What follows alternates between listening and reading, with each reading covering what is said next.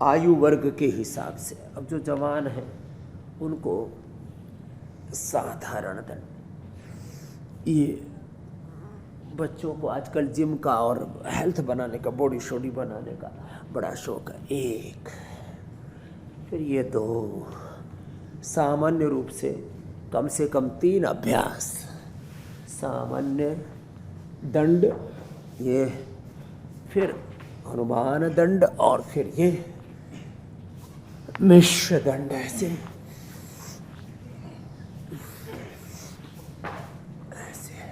अपने अपने सामर्थ्य के अनुसार 10 बार से शुरू करके और 100 बार तक एक एक अभ्यास। ऐसे नीचे पूरा, ऊपर पूरा, वापस भी ऐसे पूरा है।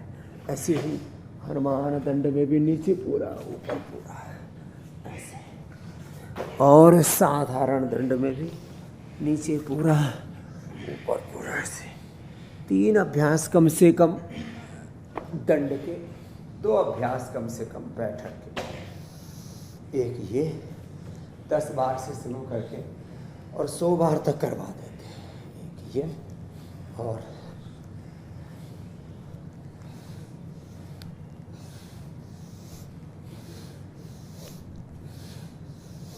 फास्ट करना हो तो ऐसे, और एक, और दूसरा ये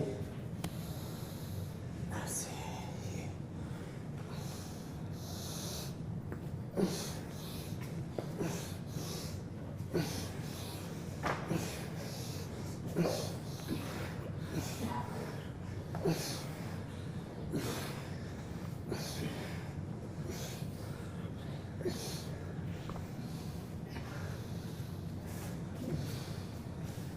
सूर्य नमस्कार, वो भी सबके लिए जरूरी है। ताड़ासन, तिर्यक ताड़ासन, त्रिकोणासन, कोणासन, पादहस्तासन, कुछ स्ट्रेचिंग पोजेज अपने अपने सामर्थ्य के अनुरूप, जिससे जितना बन पाए क्रॉस करके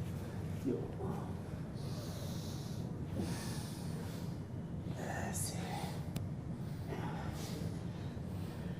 और फिर पादहस्तासन।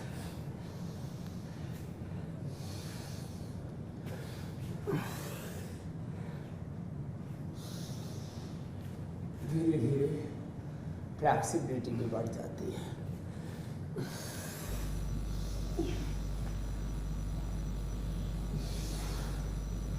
तो अपनी आवश्यकता के अनुरूप 1 अभ्यास, 2 अभ्यास, 5 अभ्यास, 10 अभ्यास।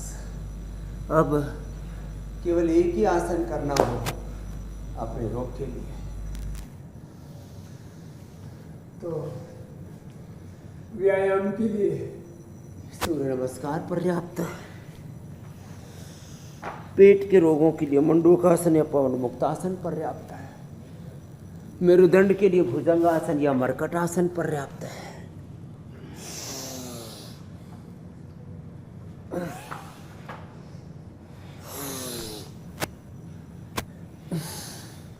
आगे झुकते समय सांस बाहर, पीछे झुकते समय सांस अंदर। ऐसे एक रिदम के साथ 10 बार से शुरू करके 100 बार तक ऐसे शरीर को साधना है।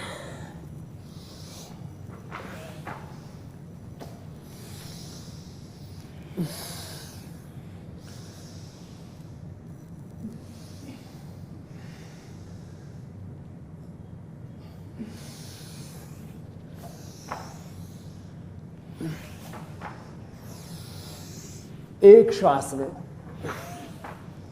1 अभ्यास, ऐसे धीरे धीरे जीवन सद्धता चला जाए।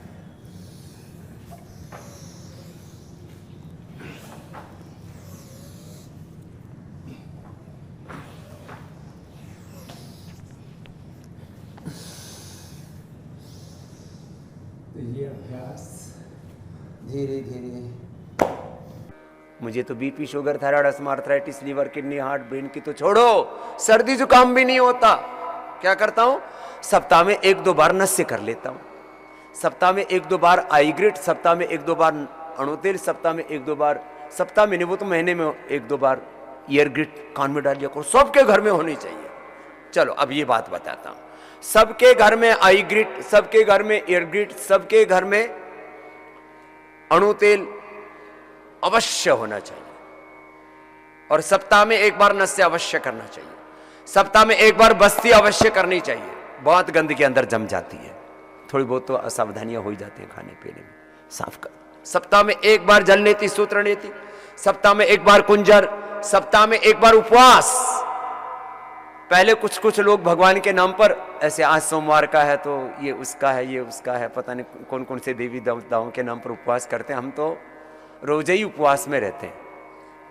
पहले तो करीब 20 साल तक हमने फलाहारी किया और अब मात्र 2 बार खाते हैं। एक बार सुबह लगभग 12 बजे, 11-12 बजे, और एक बार शाम को 7 बजे। बस शाम को 7 बजे तो वो हल्का फुल्का ही होता है, और उससे खूब आनंद में रहते हैं और खूब उत्साह में, और शरीर तन मन हल्का रहता है। और जब खाते हैं तो उसको भगवान का प्रसाद मान के खाते। जो भी कुछ थोड़ा सा खाना होता है,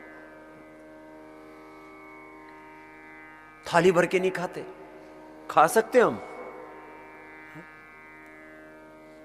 कल हमारे साथ यहाँ के मुख्यमंत्री थे धामी जी, बोले बाबू जी आप इतना ही खाते हो? मैंने कहा हम तो इतना ऐसे ही खाते हैं, मुट्ठी भर।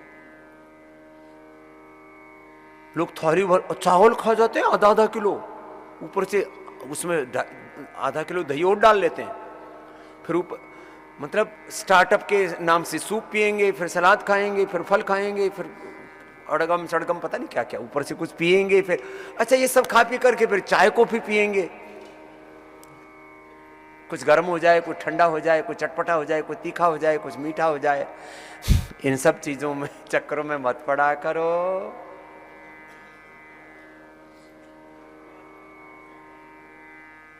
सप्ताह में 1 बार अवश्य उपवास करना चाहिए, और उस दिन पूरे दिन भर उपवास करो। शाम को खाली फल खा के या दूध पी के सो जाओ। कुछ दिन भर उपवास करेंगे और फिर शाम को फिर कुट्टू की पकौड़ी खाएंगे, फिर राजगिरे का हलवा खाएंगे, फिर साबुदाना की खिचड़ी खाएंगे। फिर वो फिर 1 किलो खिचड़ी खानी थी तो फिर वो उपवास किया क्यों भाई? भूख अच्छी लगती है? अरे भूख अच्छी लगती है तो थोड़ा संयम कर। देखो बीमारियां कैसी होती हैं। बीमारियां होती हैं एनावलिज्म, कैटाबॉलिज्म, मेटाबॉलिज्म के गड़बड़ होने से, वात पित्त कफ त्रिदोष के गड़बड़ होने से बीमारी गड़बड़ होती है, एपोप्टोसिस के गड़बड़ होने से, और बीमारियां गड़बड़ होती हैं तुम्हारा ऑटोफेजी माइटोफेजी गड़बड़ होने से। बीमारियां गड़बड़ होती हैं जब तुम्हारे शरीर में टॉक्सिन्स इकट्ठे हो जाते हैं।